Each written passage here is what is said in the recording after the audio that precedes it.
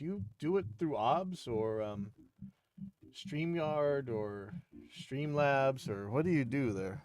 Let's see. Oh, 1 second. Is it run through those 410s? Not right now, but can I? You can try. I just put the stuff back together, so you can try it out. Is that running through the PA at all? No. It should be crazy loud. That little top one?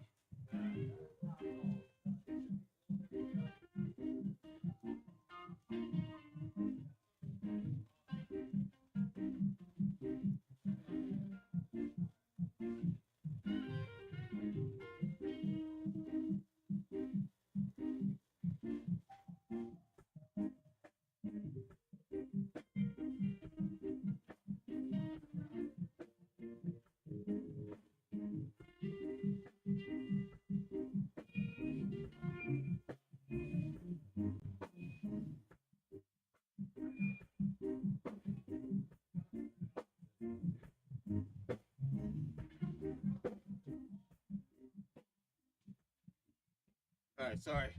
Had one of my bass amps keeps blowing up, or it doesn't keep blowing up. People keep blowing it up, so had to go set up some other stuff out there. But all right. So here we go. I'm gonna start this. All right, welcome to Evidence-Based Audio number 200. This is the Whistler. I really meant to do something really super special for episode 200, but I wasn't able to. Sorry about that. And bozo me, last week, I labeled it 198 for the second time. So there's two 198s. I'm going to go fix that. But last week's, of course, should have been 199. So it's episode 200. I'm back multi-streaming on Restream. And so hopefully we'll get some more reach out of this. I'd really like this show to pretty much end up on the Evidence-Based Audio channel alone. And I don't want to have to multi-stream stuff, but it's handy to be able to, so that's cool. I'm still trying to get my TikTok stream key, but I'm going to shut about that because the TikTok guys were in early and they got to hear that a million times. So as you guys often have, I've got a band practicing in one of the other rooms, so it's a little loud. Sorry about that. Okay, well, let's just get to it. All right, so first of all, I want to know, would you guys like a sorry. It's gonna be a little bit noisy. I'm sorry about that. I know I'm being sorry about a lot of stuff today, but there's a lot going on. I want to know if you guys had any interest in a channel or a show called Helix Talk. Alex Knievel, over at the Gear Forum and TGP, the Shill Forum, the Shill page. He's a cool guy. He wanted to talk about, Helix stuff a lot. And, where there's shows about different guitars and different amps and different things. And, the Helix, if you guys don't know, is a multi-effects processor. It's also a plug-in. There's several different versions of it. It's a complicated piece of gear, but it's extremely powerful. And, a lot of people probably aren't getting the most out of it. And so I wanted to run it by you guys. So let me know what you think. Should there be a Helix Talk show? I already made a channel for it so we could do it. So let me know if that's something you guys really want to do. All right. And more of this Quad Cortex stuff. So I'm over at the Gear Forums again. And, man. So, this is a 50-page thread about, whether or not the Quad Cortex is ever going to get updated or anything like what they claimed for it at the beginning.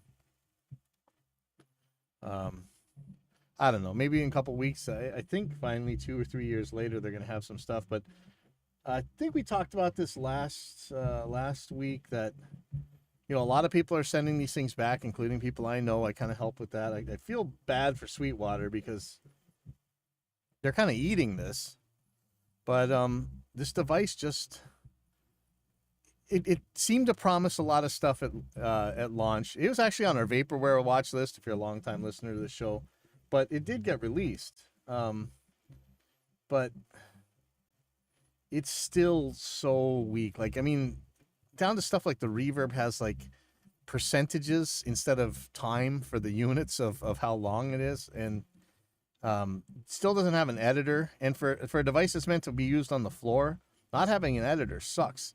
It's true that it really does have a easy way of editing things on it, but you can't do that when you're standing up. You know, you can't do that from your computer or whatever. It should have had an editor a long time ago. You know, we thought that it was going to be like the Helix and that it was going to have a native version, and you know, at least it could run the plugins that you could buy off the native stuff. They even said something to that effect. I don't want to misquote them, but just going on 50 pages. The shill page, the TGP, is like booting everybody. I've actually been banned from that forum at this point. If you even don't just drink the Quad Cortex Kool-Aid, so kind of sucks. I feel bad because this is a pretty neat product and it sounds great. Hey everybody on TikTok, I hate to bug everybody with this one, but it's if you want to see what we're talking about and you want to see my screen and stuff, I don't have a TikTok key yet, so just go to the YouTube channels like either Pipeline Audio, Evidence Based Audio, or AIX DSP, and you can see the screen, and you can actually hear the output of our DAWs and what we're actually playing when we do sound examples and stuff on here. Anyway, sorry. So I've seen a ton of people turn their Quad Cortexes back to Sweetwater and to other places. We showed how Sweetwater had a sales page up that was to be real charitable, let's just say it was inaccurate about what this unit could do. It still shows a picture of the editor, I think. Let me see if they fixed that, because I actually talked to my Sweetwater rep, and I think they said that one of the guys said that he had an editor on his, and he doesn't. There's the Cortex mobile app, which is not an editor. So let's just look for the Quad Cortex here. And yeah, I'm not wearing sunglasses inside for you schmucks. This is my glasses. I need something that stays on my head when I'm at the skate park, okay? All right, so here's the Quad Cortex. We're looking at the thing now. And right here's the editor. They're showing the editor on the on a laptop and on an iPad or iPhone or whatever. It's still up there. Sweetwater. Come on, guys. You know, this week, so quickly, I had an Audix D6 go bad, my favorite kick drum mic, and I called Sweetwater to get it fixed. I wanted to buy some parts for it or whatever, and they ended up sending me a brand new one with the understanding that I was going to return the old one, and I did. And they sent it so fast. I'm so happy with Sweetwater. Look, guys, I don't want you to guys get nailed over this thing. This editor that you're showing on this page does not exist. That's why people buy this thing and then turn it around. That's like a $2,000 unit, and it's pain, man. Just come on, check this out. That editor doesn't exist. Take it off your page. All right. Okay. All this Quad Cortex stuff, I'm kind of bummed about it, you know, like I said, but I'm happy with my Helix. I know a lot of guys are using the Fractal stuff, and there's other devices too, the Zooms and whatever else. So I want to talk about the reason I call this one the Whistler is over at the Gear Forums, there's a thread called the 3.9 kilohertz cut. And he says, ran into this post at the other place. And by the other place, they mean the shill page. Anyone here have any insight on this? And it says, let me go to, I had to go in a incognito window because I'm banned off of the shill page. So here we go. What is it with the 3.9 kilohertz? Maybe it's a problem with my hearing, but in every monitoring situation I'm in, I always have a spike there. A simple parametric cut with a narrow Q of 3 and minus 3 dB takes care of it, but it's everywhere. Some prophet of Zod or Bob Zod or whatever, he says, I can't remember exactly who it was, maybe Craig Ganderton, but I do remember reading in a book that 4K is where digital nastiness lives. This was years ago too, and I always watched that region closely and cut it when I needed to. I think either way, cutting that frequency range warms things up some. If you you know, it's one thing on monitors and stuff like that, but when you're mixing guitars, when you're recording guitars, mixing guitars, whatever, this is, hey Alex, this is one of the most painful frequencies, and I call it the whistler. Hey VCR Tyler. Um, oh man, I love how TikTok just has so much reach. Um, okay, so somebody was saying over at the Gear Forums, yeah, this is right around the fizz area that gets a lot of complaints when people experience modeling for the first time. What's funny, yeah.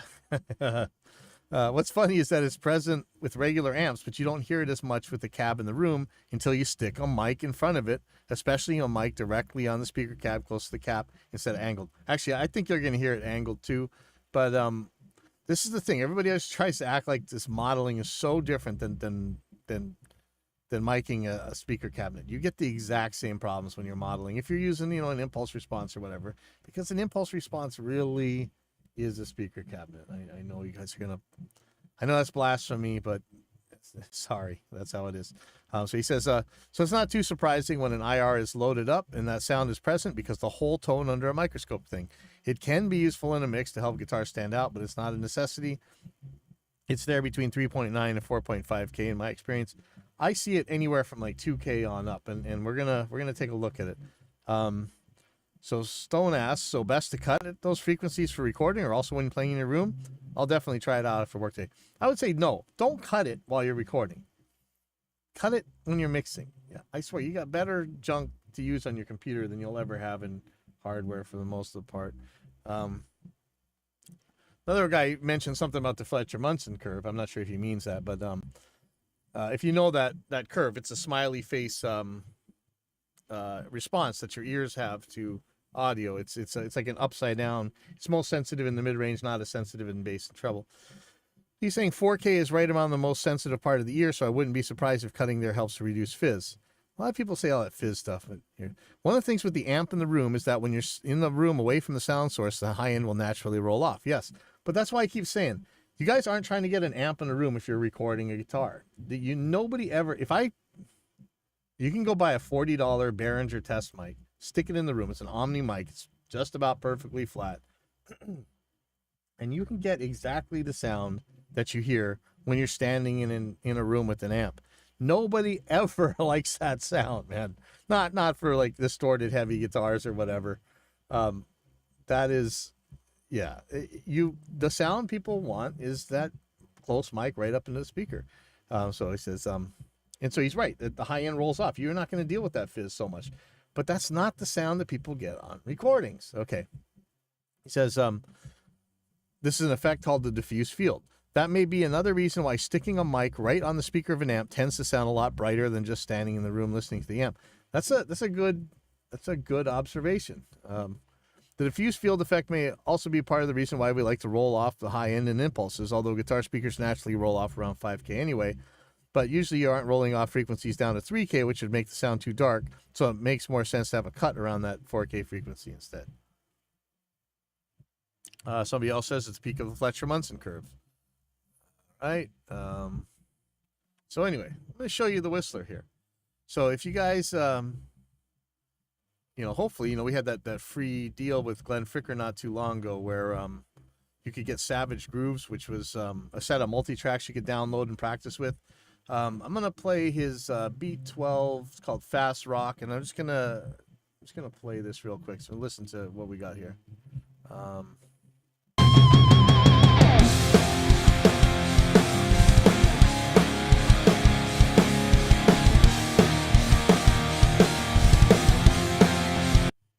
Okay, so decent. I mean, it's really cool to use these tracks to learn how to mix and everything. It's really cool stuff here. I'm gonna solo the 57, the guitar amp with the mic shoved right into the grill or whatever. It's pretty close. You can tell there's like some proximity effect going on here. So let me solo that real quick.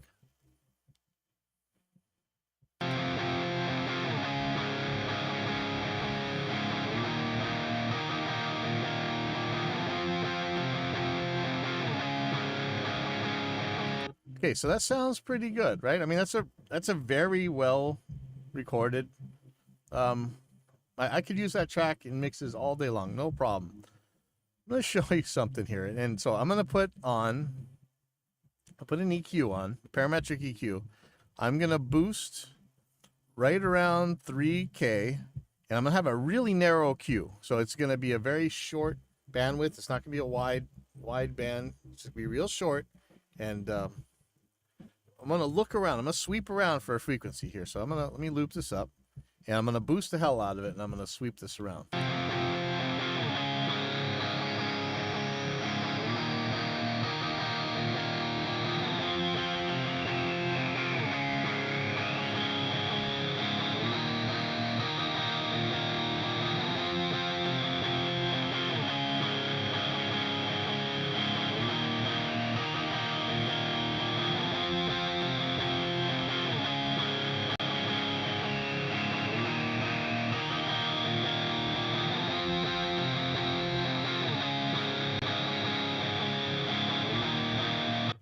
Okay, so right around when I got to about 3.5 kilohertz, and actually the whole thing kind of sounds nasty up there, but around 3.5 kilohertz, it really started jumping out and whistling, right? So let me play the track again.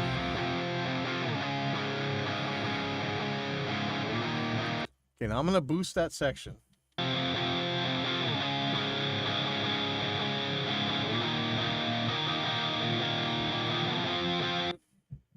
So that's just nasty, right? Okay, now I'm gonna cut it now. So I'm gonna take the gain of that sweep and I'm gonna turn it down. Take 6 decibels out of it.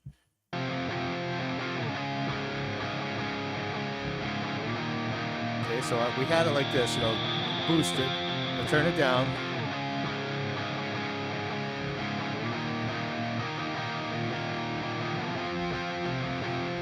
So we got a much smoother sound, right? It doesn't seem to be missing any high end. It's just missing that awful whistle.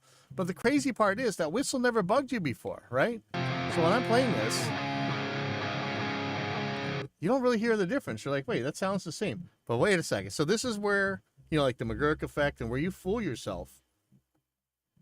Watch what happens when I turn this EQ off. So I'm going to play it. Now,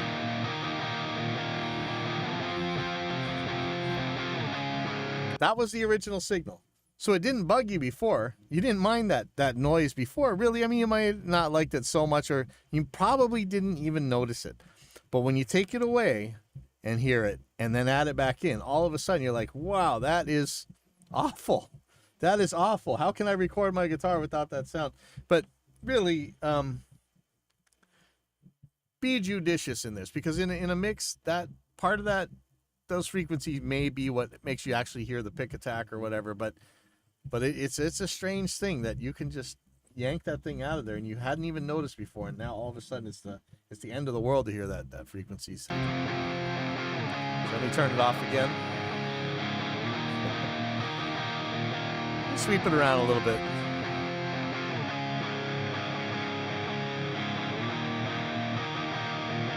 So here's 3.9 kilohertz, like they're talking about in the forums, but I find that it moves around, sometimes like 3,200 hertz. You turn it off.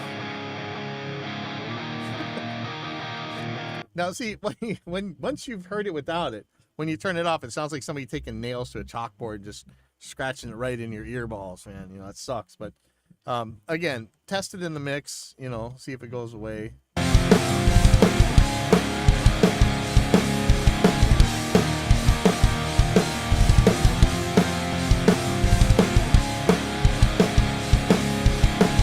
It's a trippy thing. If you guys have never seen the McGurk effect, it's where the guy says ba or fa, and you hear different sounds depending on what the lips are doing. Just do a YouTube search or whatever on McGurk effect and realize that just like so many other things, it's not necessarily that things are fooling you. It's often that you're fooling yourself. Like magicians, right? Magicians are really about making you fool yourself. Give me an SU. I don't know what that is. Anyway, Okay, so last thing, I'm gonna bore you guys to death because this is what we're always here for, right? I'm gonna go over to Safe Space, and there are some threads upon threads. But we're gonna read this. All right. So if you guys have been around for a long time, you know that for the most part, all digital audio workstations sum the same. You put one in and one in, and you get two out. It's just math. It can get a little bit more complicated because of dither and things like that, but generally, all that stuff is so far down there. It's way below your ability to hear it. It's way below what you're going to hear in any sensible room. With like, listen to this, man. I got a band next door. I got air conditioning. You're never going to hear this stuff. It's so far down there. Some stuff will null completely. Like if you, let me back up. So for most of you guys on here know, but the job of your digital audio workstation, your mixing program, that you do all your recording in and stuff, is like you're mixing your guitar and your drum and your vocals and your bass together into 2 tracks or whatever that you can stick up on YouTube or SoundCloud or on a CD if anybody knows what those are anymore. There is a crazy religious component out there that believes in just the nuttiest stuff about sound, and they never want to provide any evidence, but they think that different software mixes differently. But how many tests have we actually done where you take the exact same files, mix them exactly the same way in all the different digital audio workstations, and they all either completely cancel each other out when you phase flip one of them when you do the null test. Null test is basically you play 2 files that should be the same, flip the polarity of one of them so that a positive signal is going to be now a negative signal. And when you put them together, you should get big fat 0, right? Because of things like random dithering or different dithering algorithms and noise shaping, things like that, it's going to be a little bit different way down there, way down there, but it's not someplace where you're going to hear it. And there are pathological ways of doing things where you can make it apparent what the difference is between DAWs. I think early on, before most DAWs were doing floating point, there was, you could easily just clip the hell out of things, right? I mean, that's a whole nother thing. So if you would hear that, of course. You often hear about pan law, but in general, they're going to sound the same if you're doing anything sensible. And so let me read this thing over at Safe Space. Let me turn off this AC.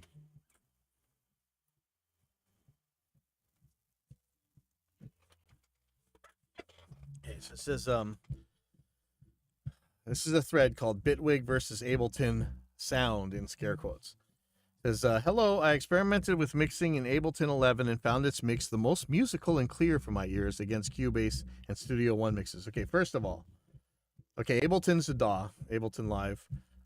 Studio One and Cubase are also DAWs, digital audio workstations. So listen to the terms. So, we say on this channel a lot, right? Use actual measurable terms with quantifiable units. So we say there's an extra 3 decibels at 6 kilohertz, for instance, or there's this much noise. There's noise minus 70 dB down, or there's this much distortion. When you're dealing with Woosters and audio religion nuts, they don't like using words that you can actually test. They like using squishy, wooey words like euphonic, warm, forward, transparent. I mean, to me, transparent is what you put in is what you get, right? But in this case, you see musical and clear. Where it says, Cubase has prominent and even harsh high frequencies. What do you mean by that? Studio One has too muddy analogish sound that is pleasant and good, but not suitable, not applicable for any tasks. Muddy analogish sounds. if I were to guess, he'd mean something around like 350 hertz, and maybe it's distorting down there or whatever. I mixed only dot wave stems without any VST instruments and plugins. Now, I wonder what you mean by stem. That's a whole nother thing, right? Let's not even go there. But he says without any instruments and plugins, so that's interesting. My question about Bitwig, actually. As well as I know, Bitwig was developed with the participation of former Ableton creators, so I'm wondering how does it sound compared with Ableton? Update. Sorry, I had to say it earlier. I just took 8 stems of Tears for Fears circa 1985 song and placed them in each program, Cubase, Ableton, and Studio One, not using any plugins, and got very different sound. I did not need to check it. Okay, here you go. This is when you know you're dealing with religion. I did not need to check if it nulled because difference is obvious even through $10 Bluetooth earphones. I can think of so many. Who's Country Boy? What is that? I don't know what that is. Sorry, I didn't press that in time. I'm not sure what that is, Country Boy. So he says, I did not need to check if it nulled because difference is obvious. Now listen, like I just said, the whole thing about audio is you are fooling yourself. And if you think you're beyond being fooled, you're the fool. So always do a null test. If you think that there's a difference there, always do a null test. If you talk to any honest audio engineer that worked back in the day of the big huge consoles and stuff, they're going to tell you that more than once they sat there twiddling the knobs and fixing all their EQs. Let me see, I have no idea what this is. Say, Country Boy, it says you're invited live. I don't know what that does. You're gonna find out that what world is that? I see something.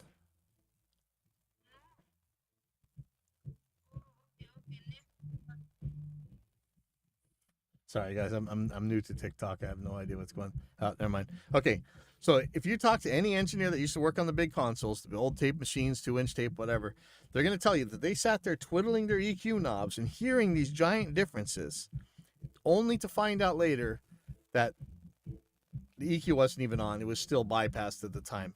You fool yourself. So if you say you don't need to check if it nulls, you're a fool. Just check it. Check it and be sure there's an actual difference. That's the thing. So many people claim, like, you know what, this Tonewood nuttiness, right? You claim you hear a difference, but you never measure it. You got to measure this stuff. And especially when you say difference is obvious, man, I heard this EQ doing all kinds of stuff before it was found out that it was bypassed. So, and so he says, I uploaded all 3 variants here. And, you know, for all I know that he gets 3 different sounding mixes. I don't trust him. And I'm not really going to click a cloudmail.ru file. But let's just go through what people are saying. Somebody, Toast Malone's, jeez. Toast Malone says, I mean, DAWs are supposed to, generally speaking, aren't supposed to have a sound. If they did, that would be a bug for the most part. Now, did a video showing that Harrison Mixbus 32C can have an effect on things, but it's meant to. It's actually meant to change some stuff. Has like compressor distortion, whatever. That said, as AJ Reynolds points out, if you're talking about using all stock plugins, then I understand. My advice would be to use whichever DAW offers the best set of work tools, flows that inspires, assists you to make the best music you can. There should be many examples of big hits made using any of the popular DAWs around today. Even GarageBand has been used many times to make big hits. To me personally, the sound of a DAW is about the least of my concerns when choosing one. Best of luck. Now, when we're developing Reaper, I always said that the sound of a DAW comes to how easy it is for you to get work done in it. I mean, they can all make the same sound, but you're going to get a better sounding product if it's easier just to get your work done. And there's a lot of stuff in there that a lot of the reasons we make the plugins, we make it AIX DSPs for the same reason. So somebody says, again, without testing things, this topic keeps popping up. There seem to be people who are hearing difference with different DAWs. I wonder if the implementation of sound engines is different between DAWs, and that's what makes a difference to sound. You know, I don't know if you remember way back in the day, Lynn Fuston had the 3D audio, whatever, awesome Dawsome CD. You bought a CD and it had like the sums of all different DAWs. It was all the same stuff. So here's somebody's talking about something like Harrison, probably. I would think unless they're specifically shooting for some kind of analog modeling sound, a la Harrison Mixbus. There you go. They should all sound fairly similar without any plugins or processing. A couple of weeks ago, I spent a whole weekend moving tracks from old Logic projects into new Cubase projects. No prominent and harsh high frequencies added to anything. In fact, they sounded just as crappy as I played them in Logic. I tend to roll off a lot of my synth tracks above 10K to make things fit, or use lots of bandpass filtering. You think those would all of a sudden become razor sharp? Nope, they still sound like they should. So this is it. Somebody else said, this is all in your head. That's kind of, well, probably true, but it would be quite easy to provide evidence of your claims. Until then, you know. And so, again, one of these guys, without testing anything, says, some say yes, some say no. I mean, this sounds like any audiophile nonsense commercial you've ever seen or advertisement you ever read. Best thing to do is try it out. Listen and make up your own mind. Do your own research. You know, you always see that one, right? There was a good interview not too long ago with Brax where they talked about using different DAWs in the workflow. Try it out. Listen, make up your own mind. No. So somebody else, Mikhail B, says, Nulling Engine says no. End of story. Changing tempo of recording and handling any artifact that may result from that is not an audio engine, but is a specific function. This is not to say stock native plugins and UI don't influence mixer decisions. They do. And they're talking about prominent and even harsh high frequencies. You most likely cause those in Cubase yourself. That you didn't intend to makes no difference. It's easier to blame the tools than to take personal responsibility, isn't it? Wow, these guys are harsh, man. I use Live. I think it's great. I'd expect Bitwig to be equally great and null with Live if you actually do the same thing. Every audible difference comes down to what you do, and connected to that is the tools you use for that. But when you claim a DAW has some audible characteristics, you imply this is inescapable. That's hardly even remotely true with most DAWs. The guy's trying to double down. I uploaded all 3 versions. You can try them. Somebody else says, one day, people who post this topic will understand the limits of human hearing. Man, I wish the guitar players would hear this. They seem to think they're cats or something. I would say bats. Hey, don't bats hear like way higher than cats? I don't know. Here's the rub. So Hertzton says, such a test is only useful and valid if you rule out everything that can be different between DAWs. Like, for example, different pan laws, possible sample rate or bit depth conversion upon import and export, possibly some kind of summing effects active, doesn't S1 have those, and so on. Only if you rule out all those variables can you make a valid assessment. And whether that is even relevant is another question, because once you have started the real mixing process, there are other variables that can influence the sound of the DAW, like how precisely it handles automation and panning, the quality of the plug-in delay compensation, and maybe quality of the sample rate conversion, and most importantly, workflow. So again, finally people are getting around to the fact that ergonomics and stuff really matters. If I could, I don't have my webcam out there. If I were to pop out a picture of a video of these guys practicing out in this room, you'll see that my drums are always mic'd up. It's ready to record at any time. It takes me about, except for when people break stuff, it takes me way under 15 minutes max to set up a whole band. Okay, let's see. Somebody else says that default S1, the Studio One has summing effects off. Give me 2 blind examples mixed in Cubase and Studio One, and I can say where what with 100% probability. It's not me. Everyone, after 10 minutes of training, can differ them. Anyone heard the 3 examples I started them? So this guy's claiming that he would be able to tell you if you mix something in Cubase or Studio One with 100% probability. It's not me. Everybody after 10 minutes in training can hear the difference. This is the kind of claim you used to see from Munster Cable. People would switch cables on in you, and they say, "Listen to the difference. Don't you hear?" One of the old tricks was to turn one up a little bit louder than the other, and it's, at least louder is better, right? So somebody's saying, "Is it year 2010 again? Is it trolling?" Yes, it is trolling.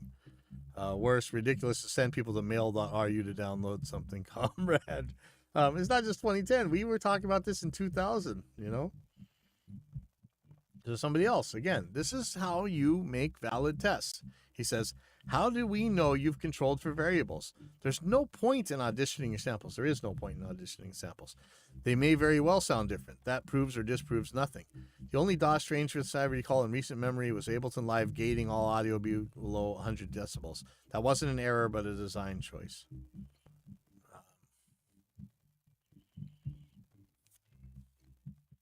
So somebody else does the argument from authority, appeal to authority. Jack Joseph Whig, in a very long studio tour vid, says toward the end that he thought Ableton was the best sounding DAW. He's perhaps worked with audio for a while. Ha, ha, ha, ha.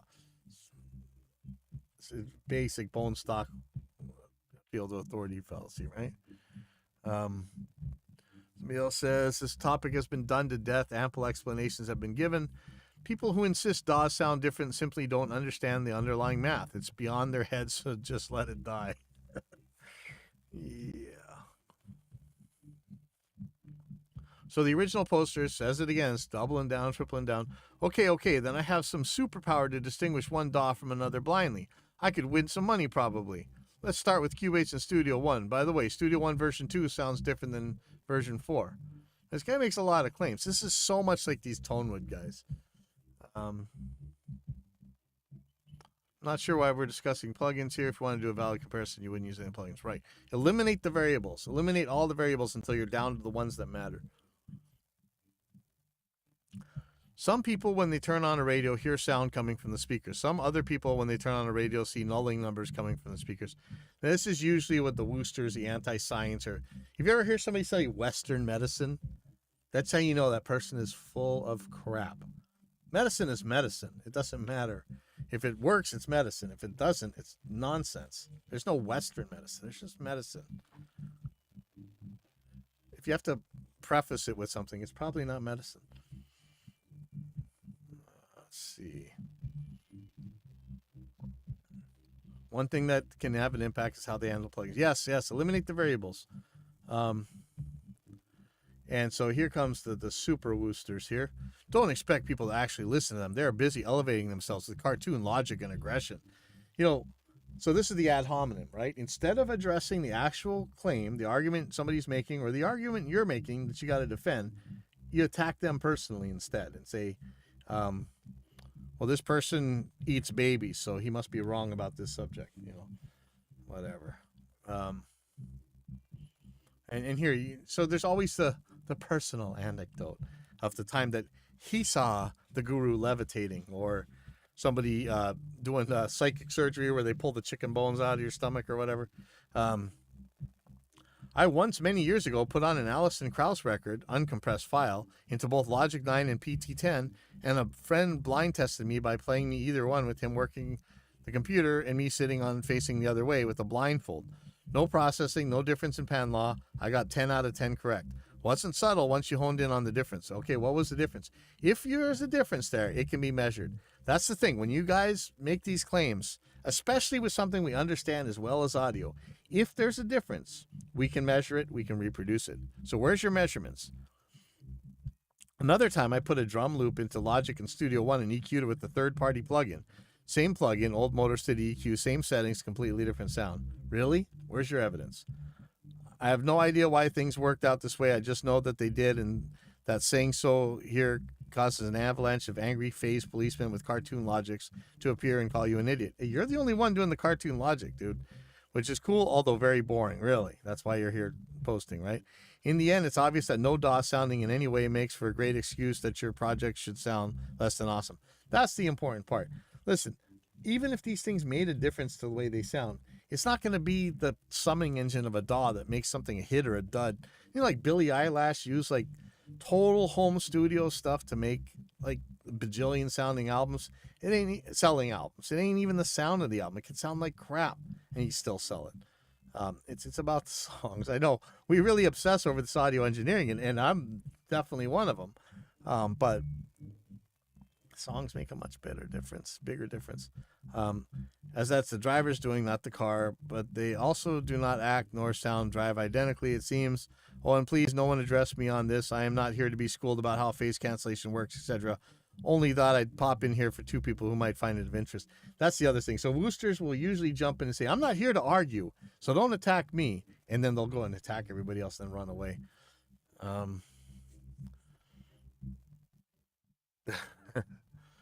Okay, so let me see. Claiming DAWs sound different is like claiming that two different statistics software programs calculate the average differently or have different results when summing. Yes. Let's keep going on. So the original poster saying claiming something without practical experiments is narrow-minded. He's the same guy who said he didn't need to know the stuff, right? And so somebody answered him, it should be fairly easy to prove that there is a difference. The opposite is in practice impossible. Okay, I will upload the difference between two versions of Studio One. Except okay, listen, guys. So one of the guys answers, I don't think it's that easy to test because of all the different plugins people use and how the DAW handles them. Latency creating phase issues. Again, eliminate all those plugins and whatever else. We're not talking about it. Stop talking about plugins. We're trying to eliminate the variables and just have the couple in there that we think might be making a difference.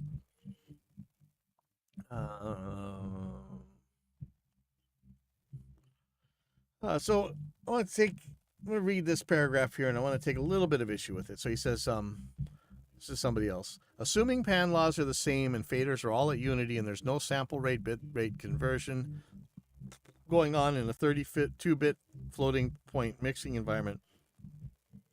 Does anything use 32-bit floating point anymore? I think like Reaper was 64-bit since 2006 or something. If you sum a bunch of tracks in DAW A and then do the same in DAW B, the results should null perfectly. By perfectly, I mean negative infinity, digital zero. This problem of DAWs having a sound was fixed, 20 years ago? Heck, Cakewalk Sonar has had 64-bit floating point mixed engine for almost 20 years now. Now, if you're talking about different DAWs having different effects plugins, well, that's a different story. I think some DAWs are probably going to have some kind of noise shaping or dithering on that you just can't turn off. And so it may not go to negative infinity, but it's going to be like negative 138 or something crazy down there.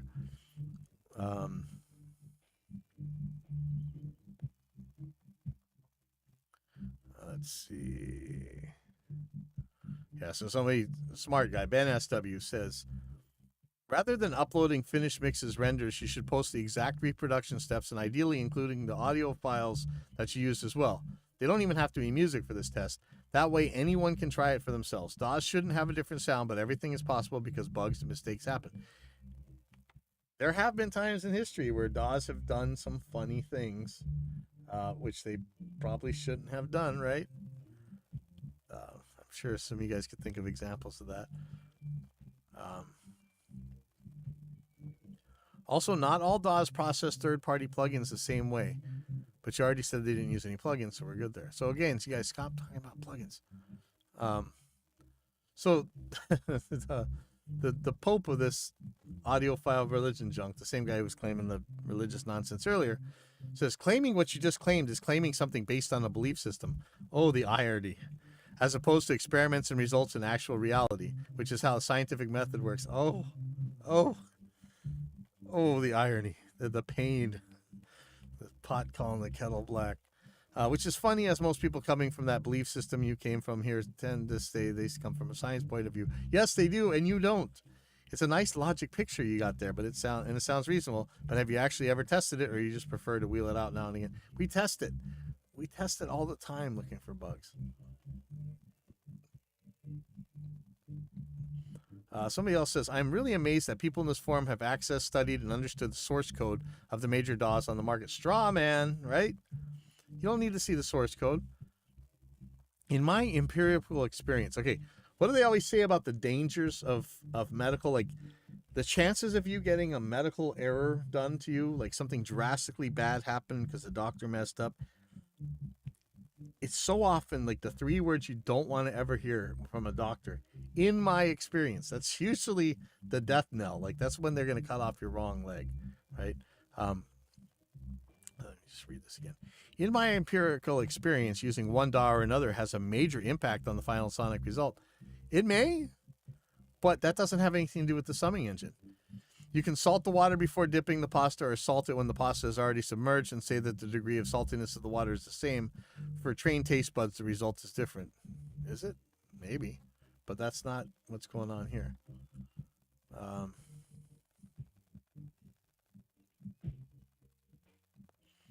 Somebody else says, because the underlying math is the same in all DAWs, they use the same DSP processes for the fundamental operations as summing, pan loss, etc.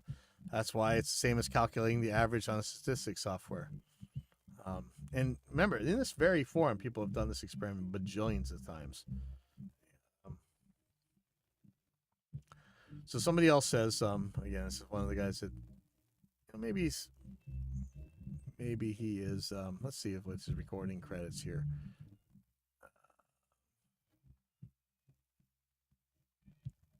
I don't see any credits. I just see some SoundCloud stuff. They're talking about this quote earlier I read you. Because the underlying math is the same in all DAWs, they use the same DSP processors for the fundamental operations as summing and pan loss. He says, but do they? How do you know that? Where have you seen the DAW developers post what their underlying code they're doing when they're making DAWs? You don't need to. You can do these null tests yourself. But really, think about it. Why would you do something different there? I have seen the code of some of these DAWs, and it's functionally the same thing.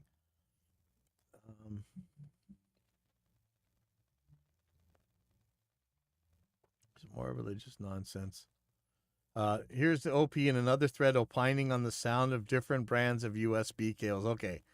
All right, so I had no idea about that. Okay, so now we know it's just complete mental. Just a little PSA so people know who they're dealing with. And so this is a post from the same guy who started this whole thread. For your information, I saw topics on USB cables comparison on hi-fi and high-end forums where people say what one USB cable for $1,000 sounds better than another cable for $100. Dude, if you paid $100 for a USB cable, just give me all your money because I'll spend it better than you. It was a shock for me. Firstly, I tried a basic USB cable for printer for connecting a synth to my laptop, but then I started to use a better quality German cable that cost 7 times more, and the sound got better. Not day and night, but better. So that's who we're dealing with. Like I say, it's a religion. And so, again, the guy was defending himself about whether or not he'd seen source code for each DAW. And he says, do you think each developer has a secret? And the guy says, I don't know. I just know what I hear. I'm not an engineer or DAW developer. I do know a bit about PHP development, and I can tell you there are many different ways to code a web application. The concepts of how an array works are the same, but there are many different ways to implement an array in code, some better than others, some faster than others, but they all come out with the same result. So somebody else says, OP is correct. The files don't null, especially in the high end.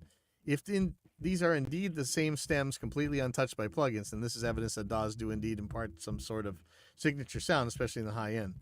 You can see why they don't null here. I inverted 2 and compared 1 to 3. OP, what are these stems? Is a solid way to test. Would any naysayers like to do the same things themselves to double check that the OP didn't accidentally impart something different in each DAW? Happy to double check myself in Logic and Ableton.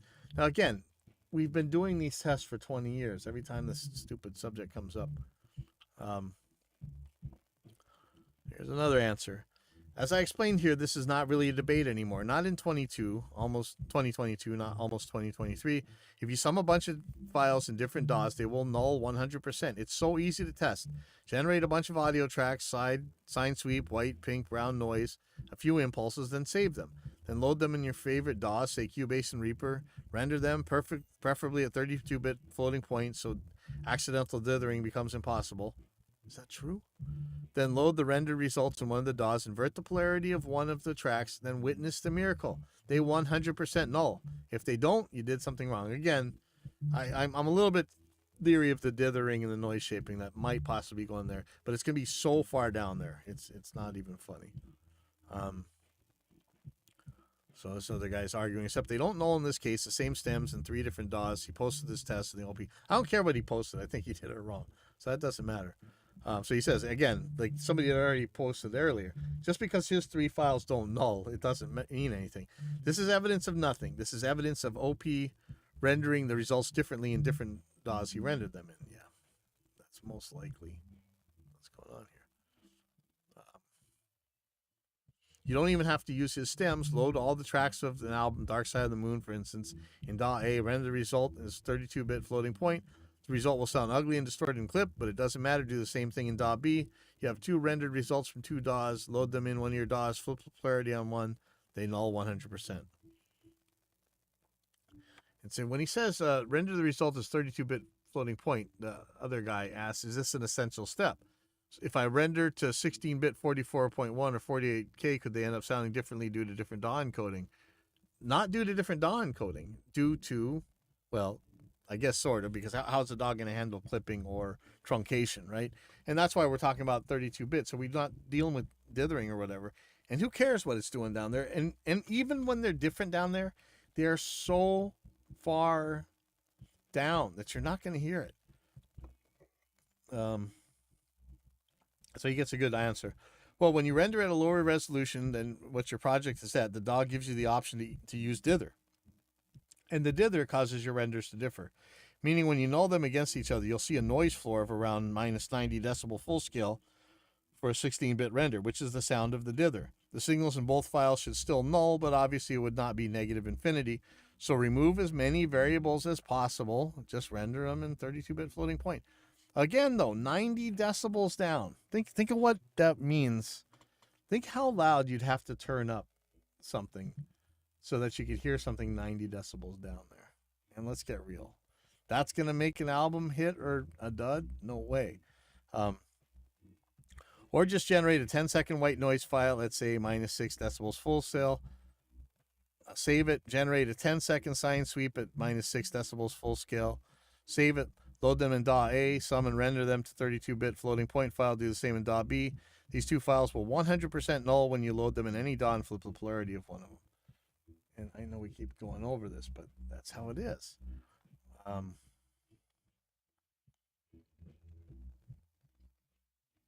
Somebody else is quoting the original poster.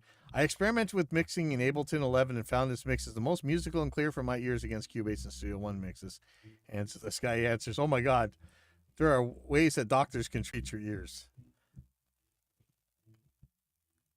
And of course, obviously nobody told you to this day and moment about the script in Reaper that is called Make It Sound Better Than Every Other DAW.lua. You should not only trust your ears, you should trust your audio friends' ears either, in case you have such. I wouldn't be surprised if somebody actually made that. I should go look that up.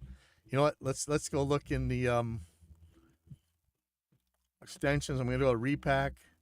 I go to Browse Packages.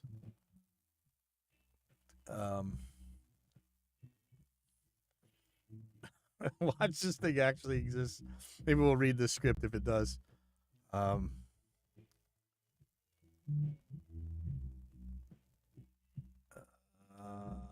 man, I got that. Okay. So better. Oh, okay, I don't see it. It could be in there, but okay. So if you don't know, there's a Reaper has this Repack thing where you can make scripts that run inside Reaper, and there's a repository that you can grab them from.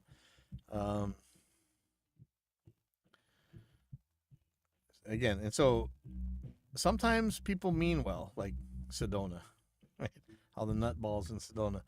So it's the guy saying, I'm not accusing the OP of dishonesty. It's so easy to make a mistake. It is. It's easy to fool yourself, too. Even one sample time difference when summing can give you the high frequency difference you're hearing now. I'm sure, I hope he's being honest, but he's wrong. This is another guy saying, "Did I tell you to your face that you lie? Flat out, you lie." I don't know for sure. I'm not going to assume, but probably. Okay, let's look on another page. All right, so here's Joe Q. Not sure who this is, but this is, I think this is somebody we all know here. So he says, all these woo-woos acting as if DAWs fell off the back of a flying saucer. We have had developers weigh in on this subject, and they agree any working DAW should null in straight summing. That's been my experience too. Anytime a developer talks about this, and here's one you're talking to right now, is going to tell you. Any working DAW should null in straight summing, except for... sorry. again, like something like that Harrison 32C, right? I have also seen plugin developers chime in and say plugin handling is a myth as well. Are they lying? Is there a conspiracy? I can see where plugins may do different things slightly in different DAWs. I mean, obviously, we're going through hell right now because most DAWs still aren't anywhere near what Reaper is in routing. So when we're doing side chains and stuff, we constantly have to hold the hands of the other DAWs that are trying to cross the street. Um, I've got no stake in Reaper anymore. But I tell you, I wish everybody else would get to where their routing is. I think Pro Tools can probably do it or most of it, but man, it's a nightmare in some of these other DAWs. The more careful an experimenter is at matching everything, and I mean everything, more their results will null. Some of the experimenters here are too lazy, ignorant to really match everything. People who know how to do a proper test have been doing these experiments for 20 years, and they have gotten nulls for 20 years. That's the truth. 20 years of this we've been doing, and we've been getting nulls for 20 years. If anyone gets a null, they did the experiment correctly. If someone does not get a null, they have little to say until every other experimenter has also tried and also failed to get a null. What is mathematically unreasonable is to think that you can get a null by accident or that you can cheat your way to a null. A 3-minute song that nulls is 5.5 billion digits all the same. Wow, is that actual math? You don't have to be a programming genius to see that there isn't any special magic going on. It's called addition. That's sum is addition, right? Computers are very good at addition, and when two computers add up the same set of numbers, they should get the same result. Plus, the idea of a non-null having a consistent, identifiable musical character is absurd on its face. Audio is not money. If a bank paid you 1 cent more interest on your $1 million than another bank, you could say that bank was better. But does 10110101010101010 sound warmer than 10101101101010111111? No. The final nail in this coffin of BS argument is that even the numbnuts who are convinced that a DAW is forcing them to make a harsh mix can't even agree with each other. This is just like Tonewood, right? If you ask Tonewood or wine experts or violin experts, what does this wood do? What does this wine do? They all make up their own stuff. And it's like mutually incompatible and mutually exclusive. So I'll say this again.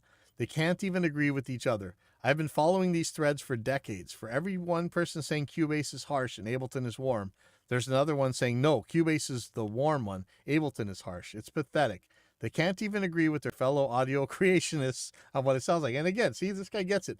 I always see this as religion.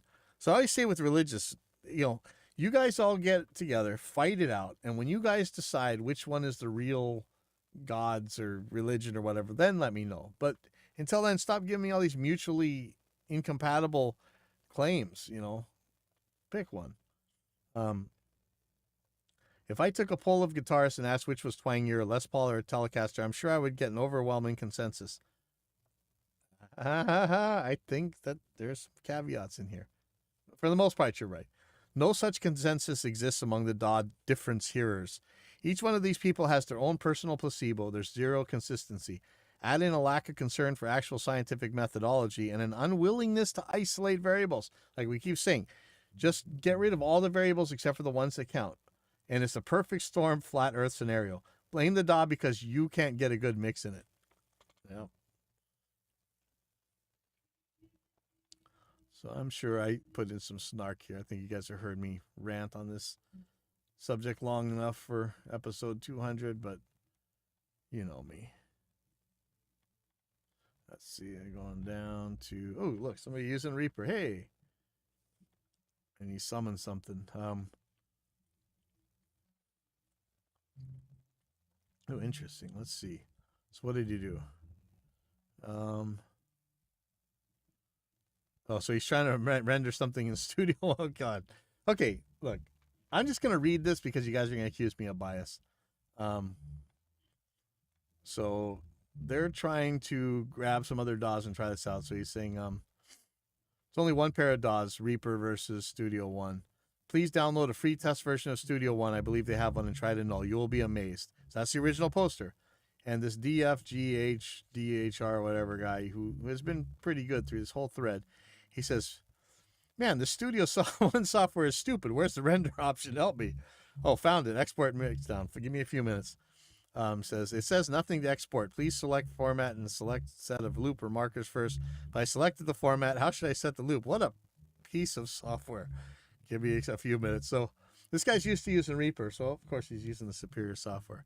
Okay, so here he goes. He's got some pictures of what's going on. Okay, I set the export range to between song start and marker. The signal in the exported result does not even last the whole 5 seconds. As you can see, it's 4 seconds long and the rest is silence. Ignore the silence part. I don't know my way around this Studio software yet. Studio One software yet. Maybe some warping tempo thing is going on. Okay, I wanted to test this software right out of the gate without going into its settings and see what I should get. Now let me see what I'm doing wrong. If they force me to use Studio One, I would rather quit. Sorry, but when you've been using Reaper for so long, almost everything else feels stupid. Again, give me a few minutes and hours. So he's got a test up where he's got 2 totally different results here. It looks like it shrunk it or something. It says, is warping or something like that on by default in Studio One? Someone help me out here. So it says, Studio One, you will be amazed. And this other guy says, I use Reaper since first time made the best. Unable to, and Studio One are beyond my grayscale. Okay. Okay, all I had to do was choose new, then import files, and choose 48 kilohertz as my sample rate and 32-bit floating point as my resolution, and then drop the files in that box. Very important note.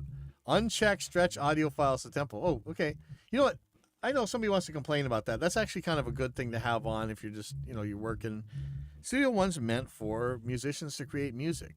I mean, it can be used by everybody else, but it's really good at that part. Okay. I then exported Mixdown as 48 kilohertz 32-bit floating point without doing anything special. I just set end marker to exactly 5 seconds, imported the Mixdown to Reaper alongside Reaper's rendered sum, flipped the polarity on one, and voila. They null to negative infinity. As you can see, there's nothing to be amazed by. Please don't ask me now to go install Ableton or whatnot. Studio One gave me enough headache already. And there you go. When you do the actual test, you get jack diddly. He even used Schwa's Bitter in here. And he put the wave files that he got. Isn't this what we expect? Nothing across nothing across nothing. Okay, so let's see what this guy's Alex D has to say. Guys, sorry for my language, but in simple terms, from a programmer's point of view, the C++ is a language in which most DAWs are written. They all use the same mathematics and APIs. But there is such operation as rounding. There is, but in the code, you can set the number of characters after the decimal point, after which the results of the function will be rounded. As far as I know, the best rounding is used in Sequoia, Samplitude, and Pro Tools. Therefore, these programs calculate audio effects most accurately. At the same time, operations with the best rounding are very CPU intensive. That's why Sequoia kills the CPU with a few plugins when Reaper only do 20% CPU utilization. The secret of Reaper efficiency with plugins is poor rounding. That's why Sequoia is used as industry standard in mastering. Don't criticize me too much. Better discuss this issues with programmers who use Audio C++. Oh, do I have to say anything? That hurts my brain. So when something nulls perfectly, there's a better rounding error. So yeah, that DFGHDR whatever says, I think I better give up. Because yeah, when you're dealing with nuts, you're dealing with nuts, right?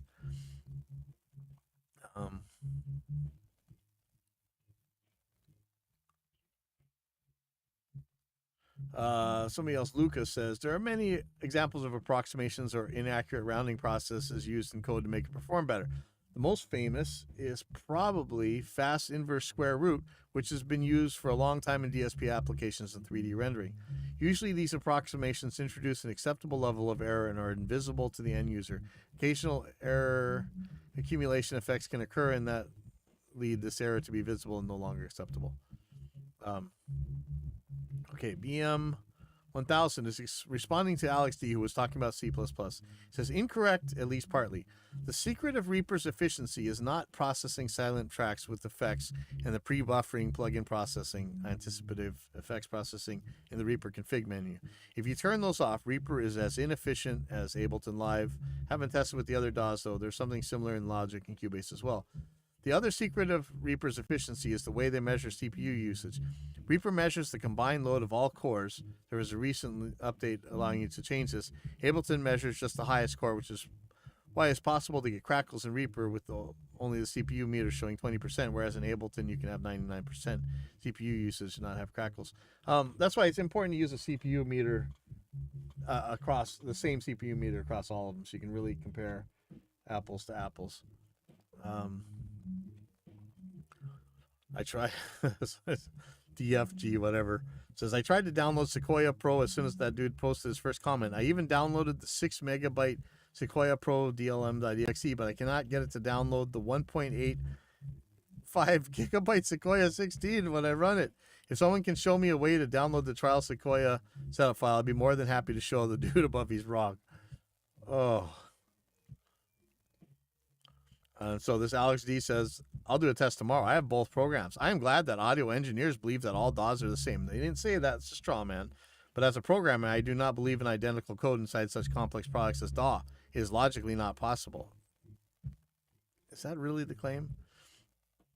So DFG whatever says, it's not a matter of belief, it's a matter of testing. You just saw me null 3 softwares. They all nulled the negative infinity. I can also put plugins on these tracks with the same presets and sum them and report back if that's what you want.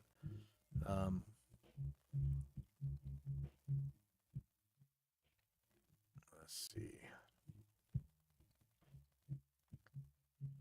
Talk about potential underruns. So here comes the postmodernist here. Well, there's a simple question I was hoping someone else would ask, but nobody had. Does summing alone equal sound? It equals the sound of the summing. I understand how and why the test is so important to point out the summing math is the same at the output, but does that alone add and equal all DAWs sound the same, crunch all ones and zeros the same? There seems to be a divide between mixing engineers and producers. Mixing engineers have historically been the most educated, I suppose. So I think it makes sense to see why this is happening. At the same time, it doesn't necessarily have to make sense in modern day concept. And with listen, if they null, they null. They sound the same. If they null, they sound exactly the same. There is no way that two different files that null sound the same or sound different. If they null, they null. So DFG whatever answers, no, summing alone means if everything else were identical in different DAWs, which obviously they're not, the summing result of the DAWs we null tested null perfectly. Again, we're talking about summing alone here. And yes, based on the test alone, we can conclude that the tested DAWs here all sum identically. Sum identically means sound identically. It's always best to test one variable at a time. Yes. So he's responding to a quote where he says, how can we possibly be more discretionary, inform users, customers of these customers' products by simply saying with this one test, only exporting audio, we can prove that all DAWs set up the same way, sound the same, and that's that. No one is saying that. You're putting those words into our mouthies. We were testing that the summing so far and the summing of those 3 softwares are identical. I'm going to add plugins to the test as well. Wow, that's brave.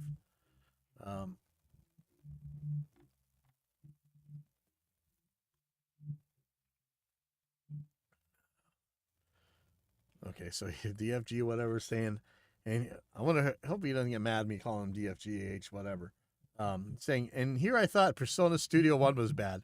After downloading Sequoia and installing it, I cannot for the life of me start the trial. I click on start trial, nothing happens. The website is honestly a joke. What a crazy company. And here I thought Adobe was bad. Can anyone help me out here?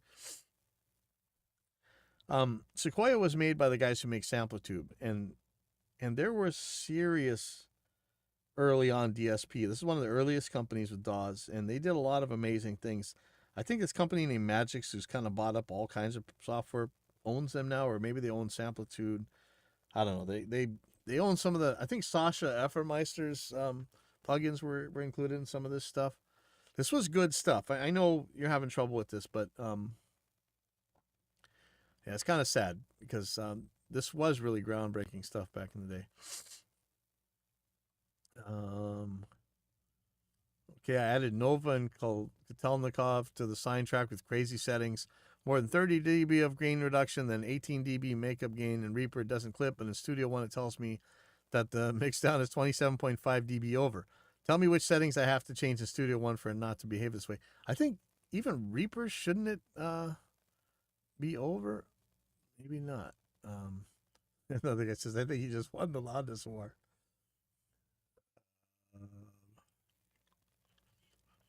Says the computer forum on gs.com is like old people's computer club where people discuss about how to change paper to their old HP printer. Are we really discussing here if 1 + 1 = 2? It's like a DAW conspiracy theorist club over here. So he's saying, somebody else is saying, when comparing the sound of Bitwig and Ableton, I think just doing a simple null test doesn't tell us much. Well, it tells you that they null the same. In a real-world test, you would want to import some loops to different tempos and keys and warp them so that all the loops match the tempo and key. Well, now you're testing the stretching, the pitch and time algorithm. But again, that's a different thing. Let's see.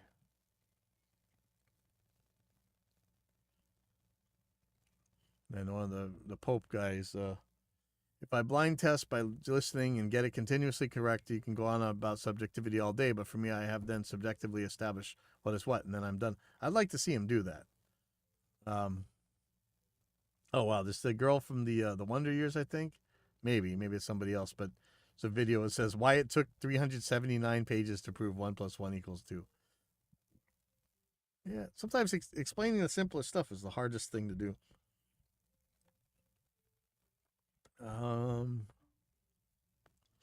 So he gives a really good way of testing for real. So he says, well, Karloff, if you really do it, that is hearing the difference between different DAWs, then kudos to you. But please keep in mind, in order to test this claim, this is how it needs to be done. 1, keep the sample rate and bit depth of files and DAWs in question all consistent. For instance, all DAWs summing engines should be set to 48 kilohertz, 32-bit floating point. All the files you're going to load should also be at 48 kilohertz, 32-bit floating point. Finally, the render should also be at 48 kilohertz, 32-bit floating point. So everything from start to finish are, for example, at 48 kilohertz, 32-bit floating point. 2, pan laws should obviously be kept the same as well. Pan laws can get tricky.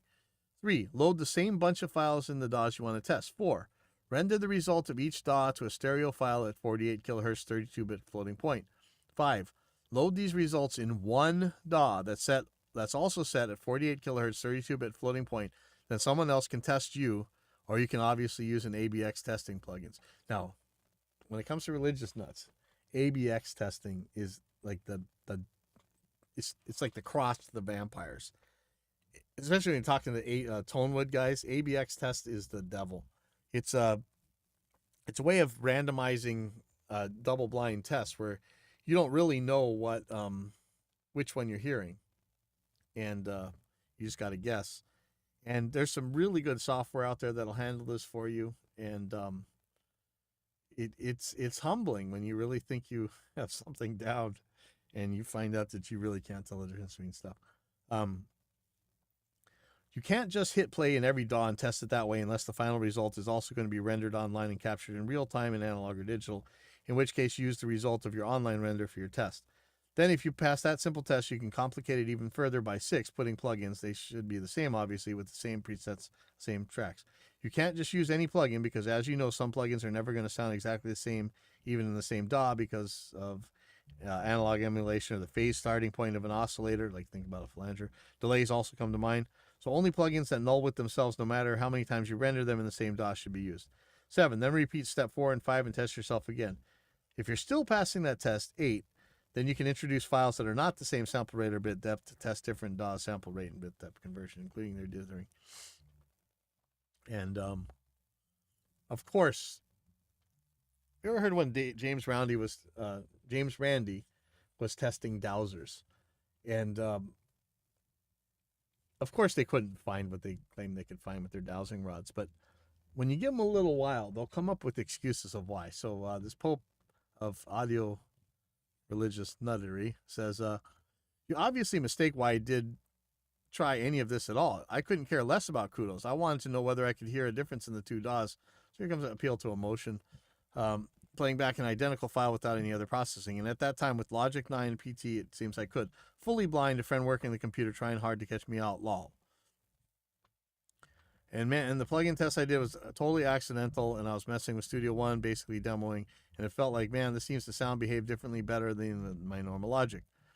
So I put the same drum loop in Logic that I just EQ'd in S1 and EQ'd it the same with the same plugin, then switched back and forth between DAWs completely unscientifically, but man, the difference wasn't even close. That's what you always say. So show us the, you did it again, show us the measurements. But there's always an excuse. Okay, so he's still trying to run Sequoia.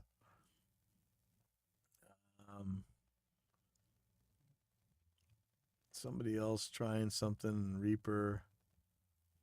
I'm not sure what he's finding here.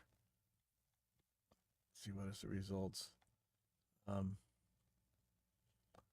So Joe Q, he's answering to that that question, does summing alone equal sound? He says, summing alone is the one thing you cannot avoid when using a specific DAW. You can't say for certain that Cubase always sounds warm and Digital Performer always sounds harsh if you're using the EQs that came with each program, because anyone could go out and get a Waves EQ and use it in either or both, or commit all their EQ with hardware on the way in.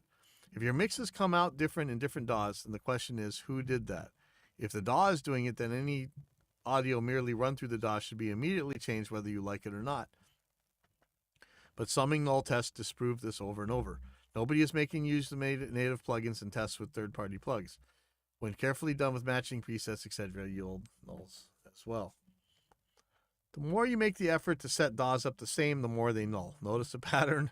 Perfect nulls to minus infinity are commonplace. So I ask again, if the sound comes out different, who did that?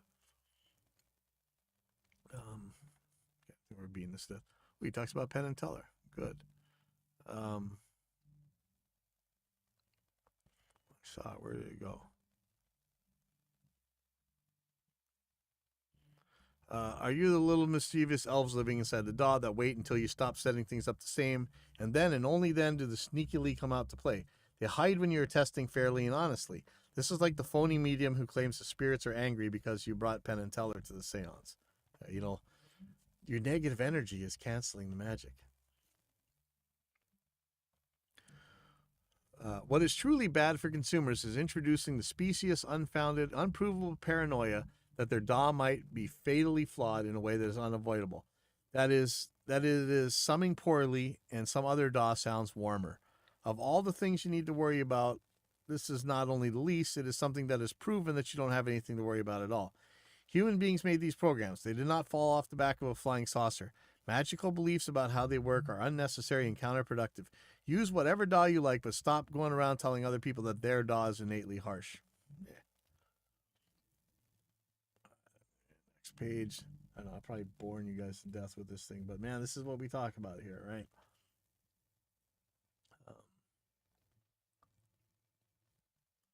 Let's see.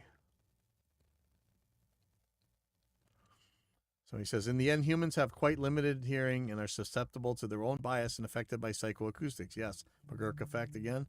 I don't really trust humans making tests, and that's why a lot of measuring tools were invented in the first place. Yes, if there's a difference, measure it.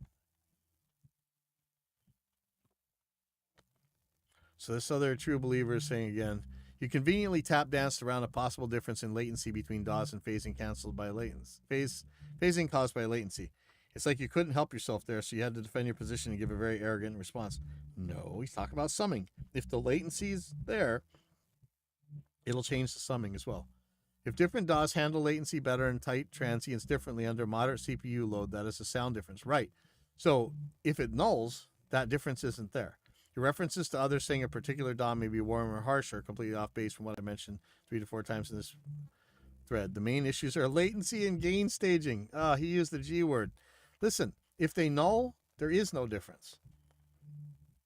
And good. Some sensible person says, latency is not change the audio quality of the output. However, it's an important thing for a DAW if the user plays live through the system. Yeah, it's kind of broken English there, but probably not his first language. So the T.O. Funk is responding to the long post I just read about latency and phase. It says, this must be one of the least educated opinions I've read in a while. I have to give that one a like. Sorry. If the DAW have inconsistency in latency between tracks, it's a bug. This guy's just treading water here. Let's see. If you render both as 24-bit with no dither, do they still null? They could. They could. 32 is going to be easier because just in case there's something crazy quiet down there.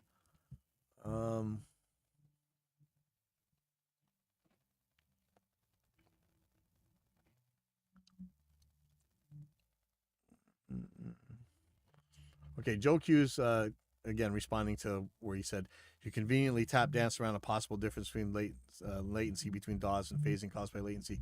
So this is Joe Q's response. I don't know how to explain it any more clearly. If there was phasing caused by latency, the output files would obviously be different. That's the thing. If they null, they're not different, and they would not null. You are grasping at straws looking for a reason why it possibly could be different, when first you have to prove that it actually is different. That's what I always say. If you find when you're claiming a phenomenon, first you got to prove that that phenomenon exists. If you want to talk about floating tables and levitating chairs and flying garbage can lids or whatever, you got to prove that that actually happened before we try and figure out why it happened. It probably never happened. I'm beginning to wonder if you even truly understand what a null is and how astronomical the odds against it happening accidentally are. And he's responding to, if different DAWs handle latency better and handle tight transient differently under moderate CPU load, that is a sound difference. So he says, if you are put under a strain, you will perform poorly, likely in some proportion of the amount of strain you're under. A computer works until it breaks. If there's a sound difference, then how can it null? Again, if it nulls, it's not different. Are you saying you can hear the difference between two identical files? Yes. Yes, they are. They do it all the time. In fact, way back when that Awesome Dawsome CD came out, when files did null, people were saying that they sounded different. Remember they used to sell that CD for like $60 that had some kind of dither noise, and everybody just insisted when they put it on their songs to turn into hits or whatever. But I'm looking because I think there's a schmuck who got in here on this thread somewhere.